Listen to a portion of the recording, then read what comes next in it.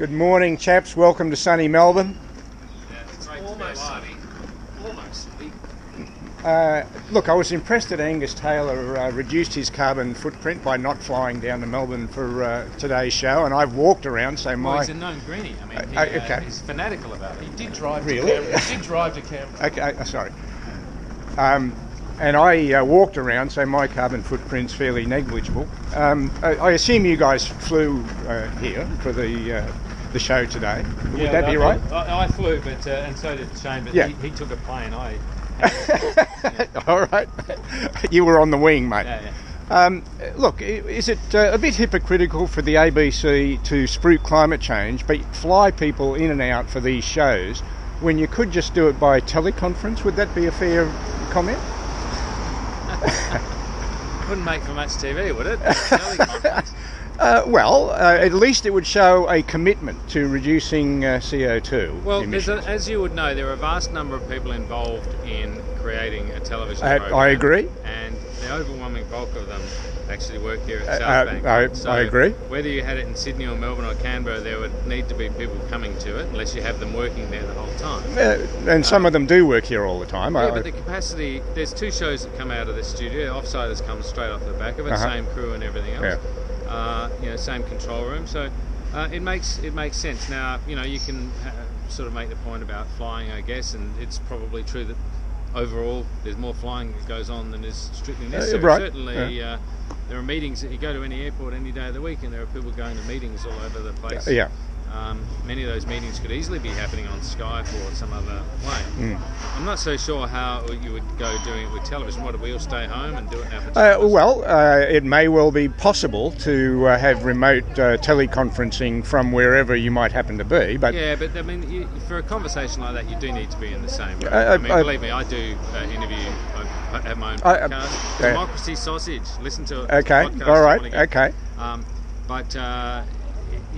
The truth is that for the dynamics you do, and for the proper television show, you do need to have people sitting in the same room and talking. It helps, but it should be acknowledged when talking about everyone else's effect on the climate that to have this very program has an impact on the climate as well. Are you suggesting that there is no anthropogenic climate change? Not at all. No. So why is the ABC spruiking it then simply by acknowledging it? Or at least its people? The ABC has a number of narratives that it has been running for a number of years, which is why I'm in fact here. I started coming down because I was dissatisfied with what I viewed as the narratives that are run. Climate change is one of them, refugees is another, identity issues, whether it's LGBT or Aboriginal or whatever it might be. I became concerned as a tax-paying citizen that my ABC, and I've been an ABC adherent for 50 years. You don't look old enough.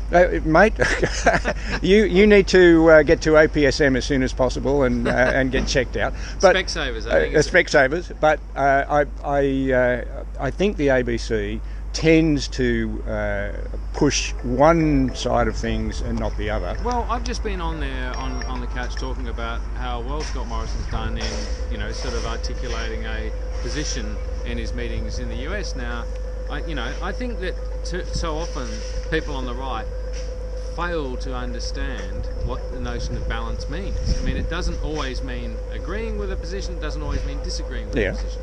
It means actually trying to take issues on their merits. But it means not pushing narratives. Well, why isn't there any acknowledgement?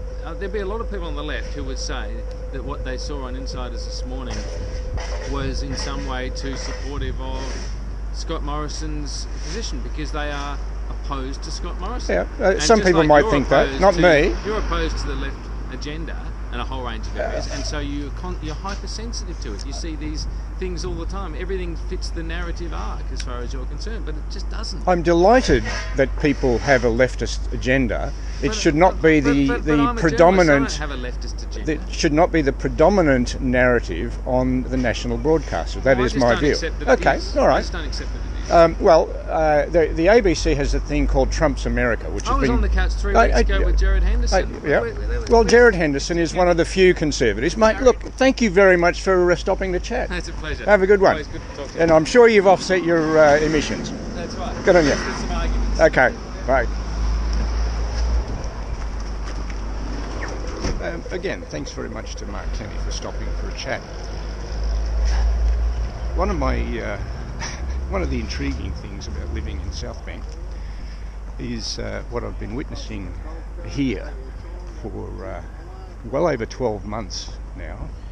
Southbank Boulevard used to be a delightful tree-lined avenue. There are still trees on one side, but all the trees that were in front of the ABC and that were in the median strip here have been cut down to make way for these roadworks.